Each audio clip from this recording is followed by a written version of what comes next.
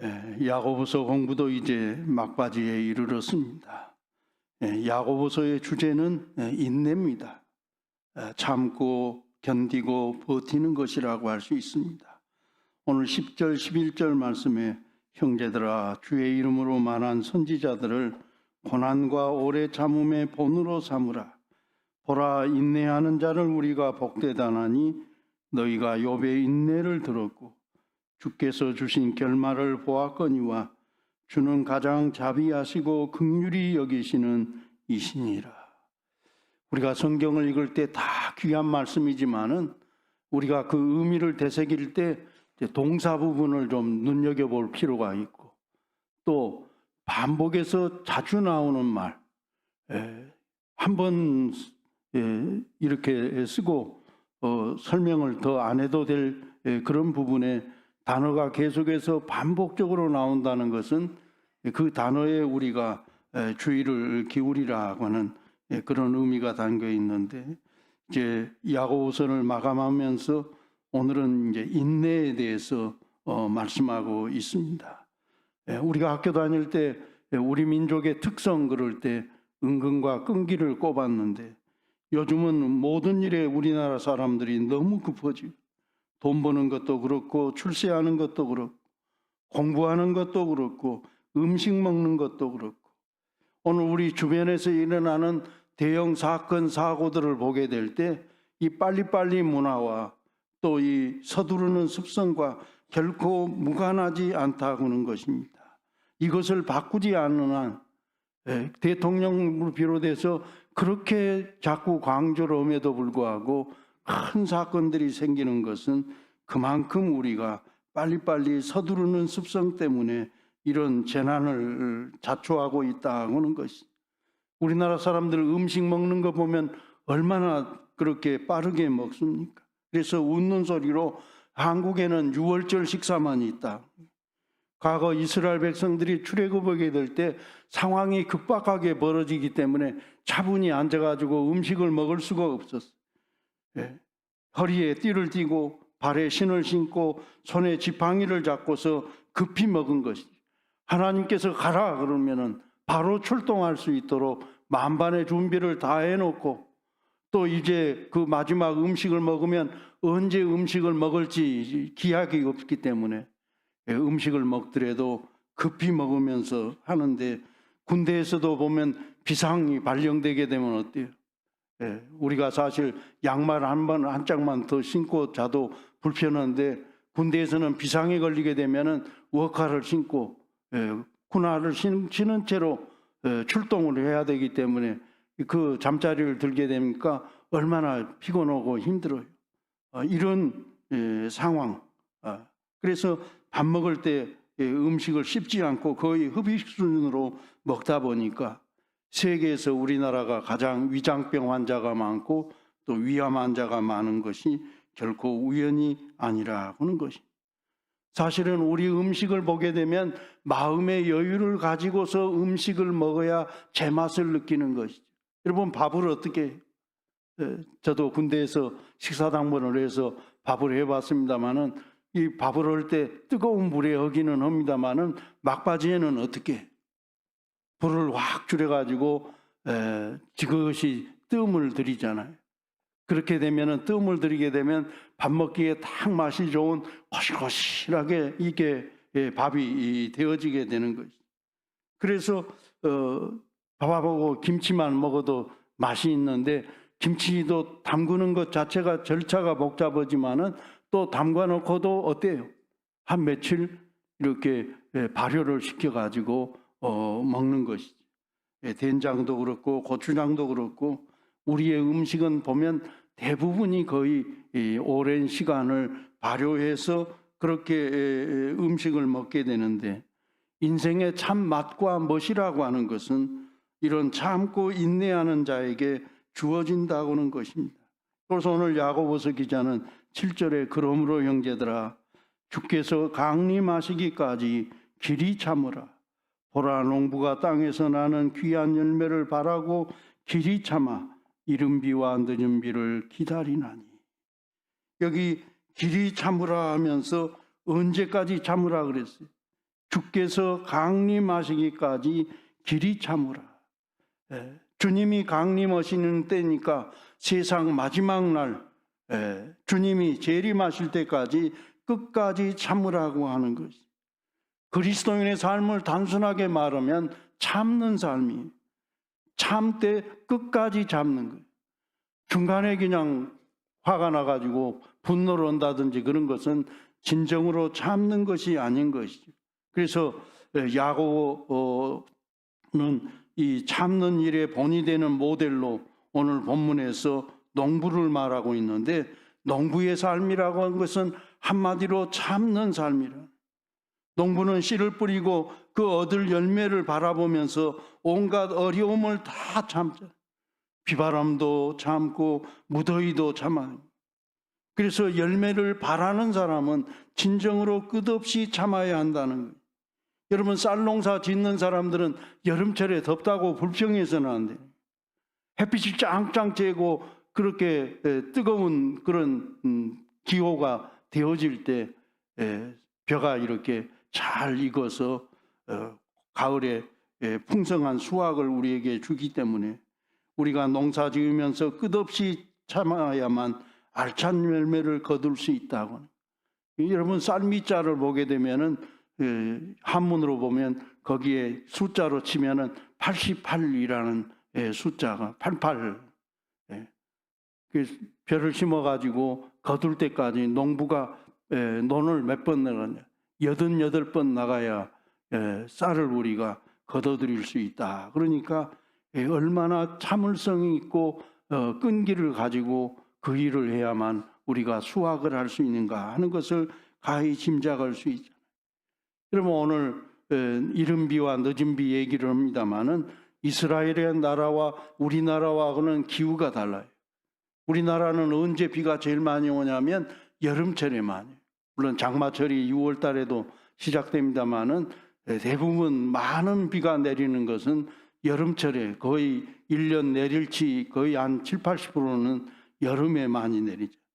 그런데 반대로 이스라엘은 여름에는 비가 전혀 내리지 않는 건기라는 거예요. 반대로 봄과 가을에 비가 가장 많이 내리게 되는데, 성경에서 말하는 이른비라고 하는 것은 우리의 달력으로 보면 10월 하순에서부터 11월 상순에 해당되고, 이때 비가 내리지 않으면 씨를 뿌려놓은 것이 이제 발화를 못 하는 거지. 그러니까 농사 자체가 안 되어지기 때문에 이른 비가 내려야만 농사를 시작할 수 있게 되는 거죠. 여기 늦은 비라고 하는 것은 우리 달력으로는 봄철 4월부터 5월까지 오는 비. 이때 내리는 비는 이제 곡식을 익어가게 하는 거죠.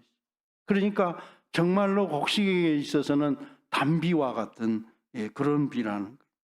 농부의 삶이라는 것은 자기의 땀, 열심, 노력 다 들어간다 할지라도 뭐가 있어야 돼요?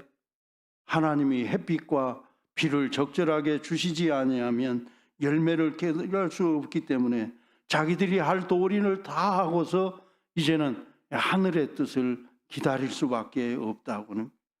그래서 농사의 시작은 비를 기다리면서 시작하게 되고, 또 농사의 마무리도 비를 기다리면서 끝나게 된다는 것인데, 마찬가지로 그리스도인의 삶도 끝까지 참고 기다리는 삶이라는.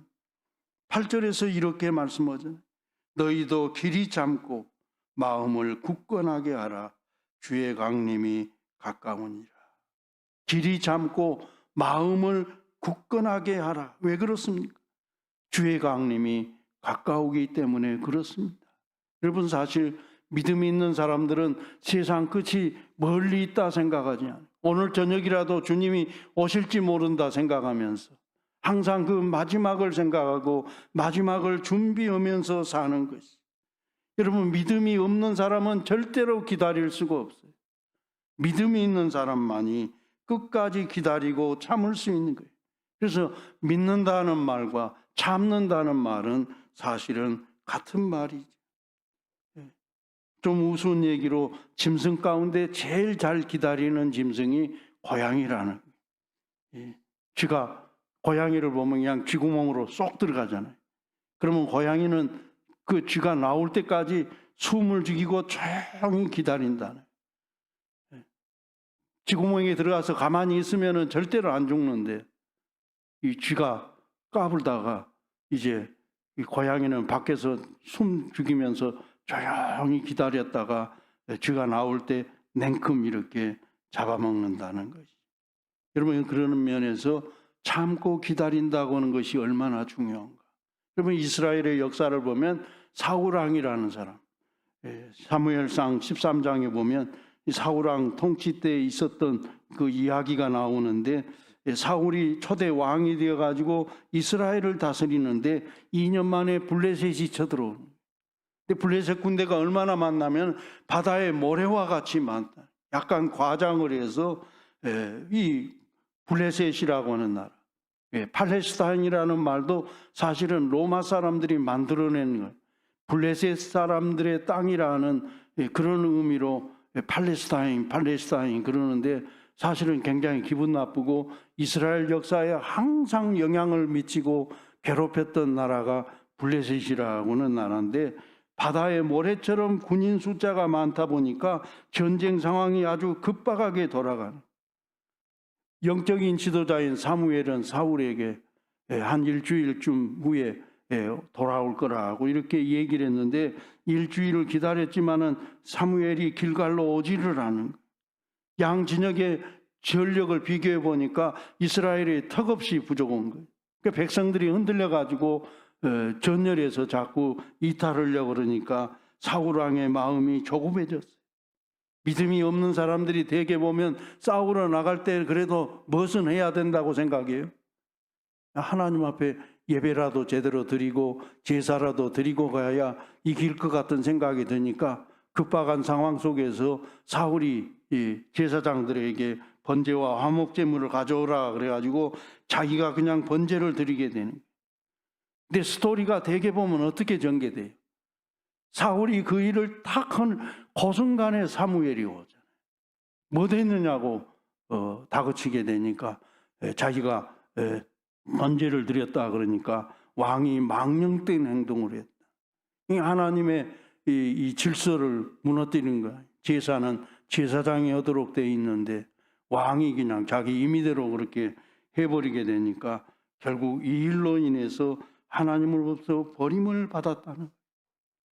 왕의 자리 상황이 아무리 급박하다 할지라도 자기가 해서는 안 될 일을 하면 안 되는데 기다리지를 못하고 참지를 못하고 자기 소견대로 행동하다가 결국 그는 하나님으로부터 버림을 받고 그의 운명이 비참한 그런 실패의 사람의 하나의 그 상징과 같은 그런 사람이 되어졌다고는 사실입니다. 여러분, 기다리는 것을 잘 기다린 사람이 누구였냐면 사실은 다윗이에요. 다윗은 사실은 그 아버지 형제들 가운데 8남매 중에 제일 막둥이잖아요.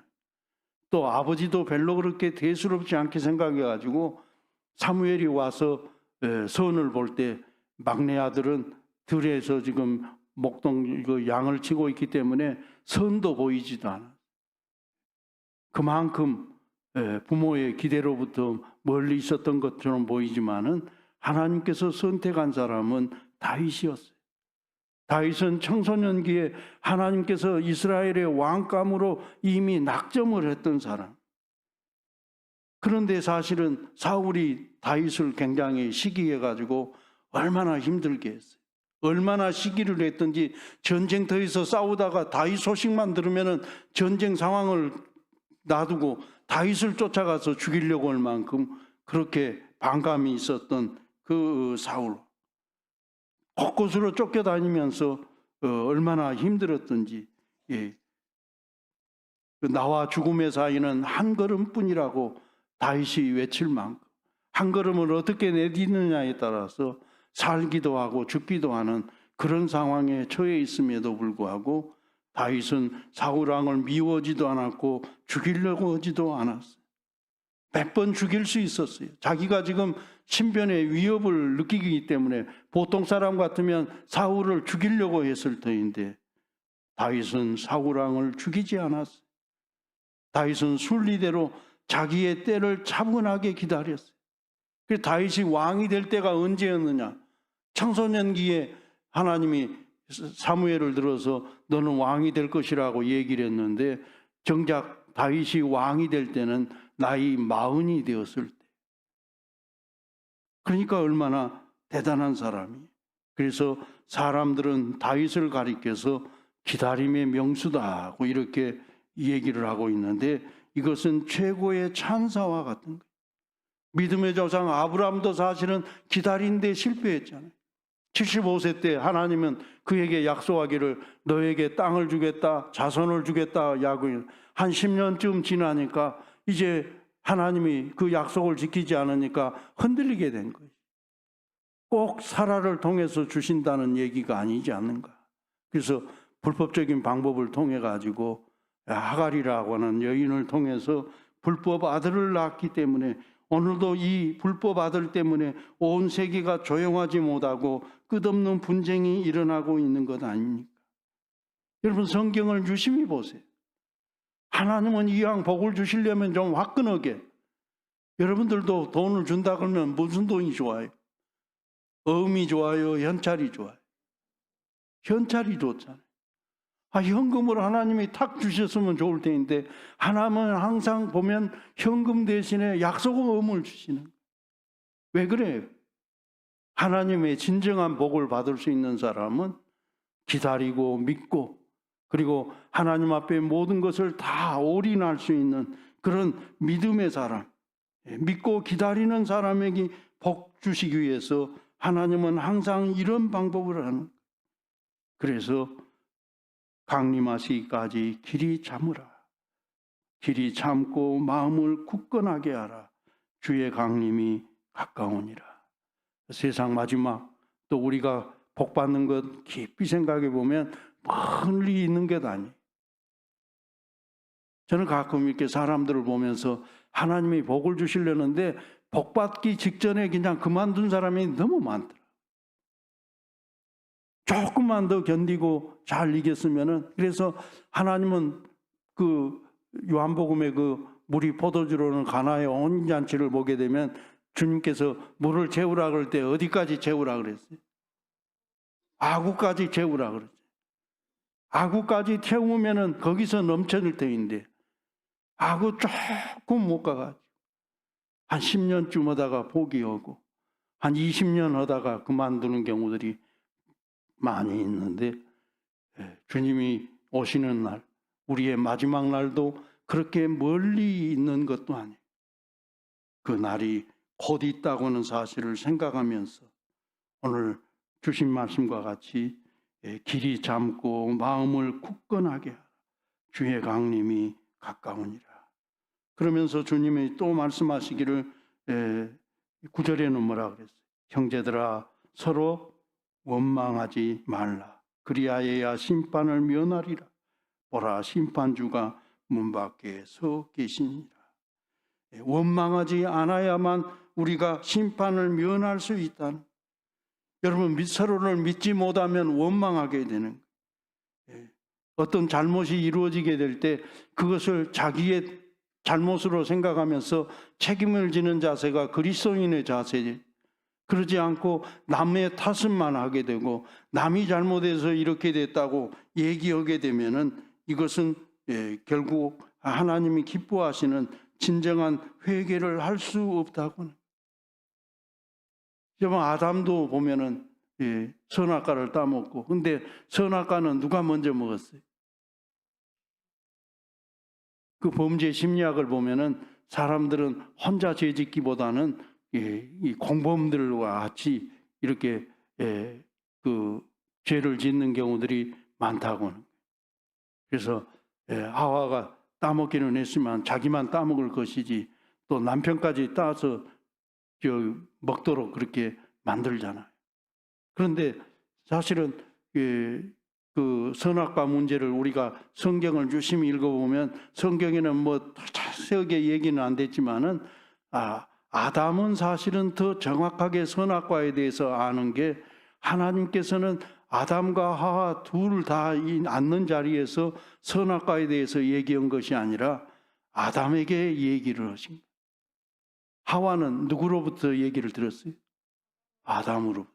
조금 불안해요. 여러분, 사단이 시험을 할 때 보면 센 사람을 절대로 미혹한 것이 아니라 조금이라도 약한 듯 보이는 것. 저도 가끔 이렇게 동물의 왕국 그 프로를 보면은 그 사자라든지 호랑이들이 이렇게 그 초식 동물들 그 할 때 보면은 세고 잘 달리고 하는 것을 본 것이 아니라 유심히 살펴봐가지고 그 중에서 좀 약한 것, 또 무리 가운데서 좀 벗어나 있는 것, 그런 것을 보게 되는데, 하와가 물론 좀 미혹을 해서 아담이 먹기는 먹었다 그러지만은 하나님께서 선악을 까를 왜 따 먹었냐 물으니까 아담은 자기가 책임을 지지 않고 뭐라 그래? 하나님께서 내게 배필로 준 저 하와가 먹게 해서 먹었다. 그 하와는 왜 먹었냐 그러니까 뱀이 자기를 속여가지고 책임을 전가하고 원망하는 그런 태도를 취하게 될 때 결국 온 인류에게 돌이킬 수 없는 그런 엄청난 재앙을 가져다 주었다 하는 것이. 만일 아담과 하와가 잘못했다는 것을 솔직히 하나님 앞에 시인하고 하나님 말씀대로 살지 못했던 우리의 잘못을 용서해 달라고 아마 회개를 철저하게 했더라면 아마도 인류의 운명은 달라졌을 거예요. 여러분, 다윗의 삶을 보면 그러잖아요. 다윗은 어땠어요? 십계명에 나오는 죄를 거의 다 범했잖아요. 인간적으로 보면은 사울보다도 더 나쁜 사람이고 어떻게 보면 용서받을 수 없는 그런 그 엄청난 그런 죄를 지었음에도 불구하고 다윗은 범죄했을 때 자기 자신을 솔직하게 자기가 죄를 지었다고 고백하잖아요. 저 요사스러운 바세바가 유혹을 해서 할 수 없이 내가 그랬다고 그렇게 얘기하지 않고 내가 주의 목전에서 죄를 범했습니다 하고 자기의 죄를 통에 잡아가면서 눈물로 베갯잎과 침상이 젖을 정도로 다윗이 통에 자복을 하게 되니까 하나님이 그를 용서해 주셨잖아요. 그래서 그 엄청난 죄를 짓고도 다윗은 성군 다윗으로 거듭나게 되어졌다는. 여러분, 우리들이 안고 있는 수많은 문제들, 여러분 이것들을 깨끗이 풀려면 어때야 돼요? 죄 지은 것에 대해서는 내 탓이요, 내가 잘못했습니다 하고 회개해야 된다는. 진정으로 회개하지 않고서는 용서받을 수 없고 회개하지 않고서는 문제가 해결되지 못한다는 거예요. 그래서 그리스도인은 절대로 원망하지 말라. 오늘 말씀 가운데도 형제들아 서로 원망하지 말라. 그리하여야 심판을 면하리라. 또 10절 말씀에 형제들아 주의 이름으로 말한 선지자들을 고난과 오래 참음의 본으로 삼으라. 여러분, 성경에 나오는 위대한 믿음의 사람들을 보면 한결같이 다 고난 속에서 참고 인내하고 오래 참았던 그런 사람. 가장 대표적인 사람을 누구를 꼽고 있어요? 욥을 들고. 그래서 우리가 믿음을 얘기할 때 아브라함 그러면 순종의 믿음, 순종 잘하는 믿음, 또 욥 인내하는 믿음이라고 볼 수 있는 것이 가장 대표적으로 참고 인내했던 욥, 인내 사람이죠. 생각해 보면 욥은 다 잃었잖아요. 자식이 10명이나 되는데 한날 한시에 잔치를 하다가 집이 무너져 가지고 다 집체에 깔려 가지고 죽었는데 한번 생각해 보세요. 현장에 가서 자식 하나, 큰아들부터 쭉 이렇게 꺼내오게 될 때 처참하게 죽은 모습을 보면서 얼마나 마음이 아프고 힘들었겠어요. 사랑하는 아내는 자기를 저주하고 하나님을 욕하면서 욕을 하라고 그렇게 하면서 저주하고 떠났지요. 건강도 잃었지요. 재산도 잃었지요. 그 좋던 믿음도 사실은 이렇게 어려움 겪다 보니까 욥기 뒷부분을 보면은 욥의 믿음도 흔들흔들 이렇게 흔들리게 되었던 이런 정도 상황이 되어졌다면 하나님을 향해서 원망하고 불평할 수도 있었을 터인데 욥은 입술로도 죄를 범하지 아니했다. 원망하지 않아 끝까지 선하신 하나님을 믿고 하나님께 감사하고 하나님을 찬양했어요. 결국 이 욥이 이제 전보다 이렇게 비교해 보니까 배나 더 큰 복을 받게 되어졌다 생각하게 될 때, 여러분 우리 시대에 악이 횡행하고 있고 못된 사람들이 이렇게 활보하고 있는 것을 보게 될 때 하나님은 뭐 드시는가 하고 울부짖는 사람들이 많은데, 여러분 역설적으로 이런 상황 속에서 하나님의 사랑, 하나님의 인내가 있기 때문이라고 우리가 볼 수도 있는 것 아니에요. 여러분 우리가 잘못할 때마다 하나님께서 즉시로 벌을 줬다고 한다면 세상에 살아남을 사람이 몇 사람이나 있겠어요? 의인은 없나니 하나도 없다 그랬으니 아마 죄 지을 때마다 하나님께서 벌을 주시고 그렇게 했다고 하면 한 사람도 살아남지 못했을 거예요. 여러분 우리 생각대로 세상이 돌아가지 않는다고 하나님을 원망해서는 안 돼요. 악한 사람들까지라도 하나님은 회개하고 하나님 품으로 돌아오기를 오늘도 간절히 기다리고 계신다는, 주님이 그래서 탕자의 비유를 통해서 하나님은 어떤 분인가 다 가사를 탕진하고 아버지 그 명예를 실추시킨 이 잘못된 이 탕자 돌아오게 될 때 그를 따뜻하게 맞이했던 것. 그래서 오늘 본문 11절에 하반절에 뭐라 그랬어요? 주께서 주신 결말을 보았거니와 주는 가장 자비하시고 긍휼히 여기시는 이시니라. 여러분 결말을 보았거니와 주는 가장 자비하시고 긍휼히 여기신다. 하나님을 절대로 만홀히 여기거나 무시해서는 안 된다. 하나님의 공의가 어디 있느냐고 함부로 판단해서도 안 된다. 우리는 세상에 돌아가는 여러 가지 일들을 볼 때 복합적으로, 입체적으로, 종합적으로 봐야지 단편적으로 한두 개만 보면서 하나님의 공의가 살아있는가 하고 모순된 얘기만 하는 것은 잘못된 것이라. 보다 세상을 넓고 깊고 높고 여기서 한 단지 더 신령하게 바라보면서 오히려 하나님 앞에 감사하고 찬양해야 하는 것이 오늘 믿는 그리스도인의 삶이라고는 사실입니다. 2차 세계대전 참 어려운 과정을 거쳐서 승리를 이끌었던 그런 신념의 사람 윈스턴 처칠이 모교인 헤로우스쿨에서 어린 후배들에게 아주 짧은 연설을 했어요. 아마도 연설 가운데 세계에서 가장 짧은 연설이 아닌가. 제가 영어 발음이 별로 좋지 않습니다만은 이 윈스턴 처칠이 했던 연설, Never give up, never give up, never, never. 절대로 포기하지 마십시오. 절대로 포기하지 마십시오. 절대로, 절대로. 여러분 세상살이 하는 것 쉽지 않아요. 더욱이 하나님 말씀 따라 신실하게 산다고 하는 것은 더욱 어려운 거예요. 힘에 겨울 때도 있고 벅찰 때도 있고 그럴 때 이런 어려운 상황에 처해 있을 때 잘하려고 그러지 마세요. 멋도 부리지 말고 그냥 버티고 견디는 거예요. 여러분 태풍이 불게 될 때 태풍을 이기려고 그러잖아요.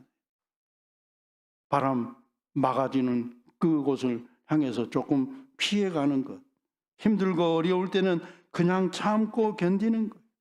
여러분 우리 인생은 절대로 우리 혼자 걸어가는 것이 아니에요. 홀로 걷는 것처럼 보입니다마는 그 속에 하나님이 함께 계시고 주님이 우리와 늘 동행하시고 계시고 우리의 삶을 책임져 주시고 도와주신다고 하는 사실을 생각하면서 외롭고 힘들 때 참고 인내하고 견디면서 버티게 될 때 그 모든 것들을 감당할 수 있는 힘을 하나님이 공급해 주신다고는 사실입니다. 요림 시인이 쓴 어린 성직자의 잠언에 이런 내용이 나옵니다. 기도하기 위해서 울음이 필요하고 생활을 지탱하기 위해 웃음이 필요합니다. 사랑을 위해서는 기도 속에 생활을 해야 합니다. 한 줄 영혼의 위로에 필요한 씨를 위해서는 고독해야 하고 삶의 마른 샘터를 위해서는 한 줄의 잠언이 필요합니다. 봄을 위해서는 지혜가 필요하고 여름을 위해서는 절제가 필요하며 가을을 위해서는 겸손이 필요하듯 마지막 겨울을 위해서는 인내가 필요합니다.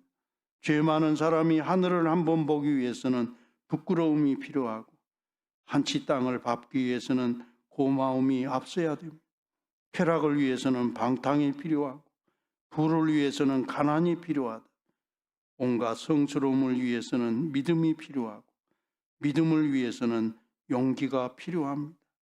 그리고 마지막 이 모든 것을 위하여는 오직 하나의 마음이 필요하고 마음을 위해서는 이를 다스리는 주인이 필요합니다. 주님께서는 오늘도 야고보서 기자를 통해서 우리들에게 말씀하십니다. 그러므로 형제들아 주께서 강림하시기까지 길이 참으라. 보라 농부가 땅에서 나는 귀한 열매를 바라고 길이 참아 이른 비와 늦은 비를 기다리나니 너희도 길이 참고 마음을 굳건하게 하라. 주의 강림이 가까우니라. 형제들아 서로 원망하지 말라. 그리하여야 심판을 면하리라. 보라 심판주가 문 밖에 서 계시니라. 오늘 어렵지만은 참고 견디고 인내하는 가운데 하나님이 부어주시는 큰 복을 가지고 믿음으로 승리하는 우리 모든 믿음의 성도들이 되어지시기를 간절히 원합니다. 기도하겠습니다. 하나님, 우리들은 평화를 원하고 좋은 세상을 원하지만 세상은 그렇지를 못하고 중동 지역에서는 치열한 전쟁이 일어나고 어떤 지역에서는 참으로 말로 다 할 수 없는 재난과 기후 이상으로 인해 고통받는 자들이 많습니다. 그 이유를 다 알지는 못하지만 오늘 이 사건들을 통해서 우리에게 더 신령한 세계를 보여주시고자 하시는 하나님의 뜻을 깊이 깨닫고 하나님의 은혜 가운데 살아가는 저희들이 되어질 수 있도록 도와주시옵소서. 십자가 고난을 통해서 우리의 죄를 씻어주시고 하나님의 사랑을 십자가의 은혜를 통해 깨닫게 해주시니 감사합니다. 십자가의 군병으로 주님께서 걸어가셨던 그 길을 저희들도 뒤따르게 하시고 특별히 그리스도에게 지는 이 사순절 절기를 지키면서 세상에서는 맛볼 수 없는 십자가의 구속의 은총을 깊이 묵상하는 가운데 주님이 보여주셨던 그 놀라운 은혜를 가슴에 품고 사는 저희들의 삶이 되어질 수 있도록 도와주시옵소서. 예수님의 거룩하신 이름으로 기도드리옵나이다. 아멘.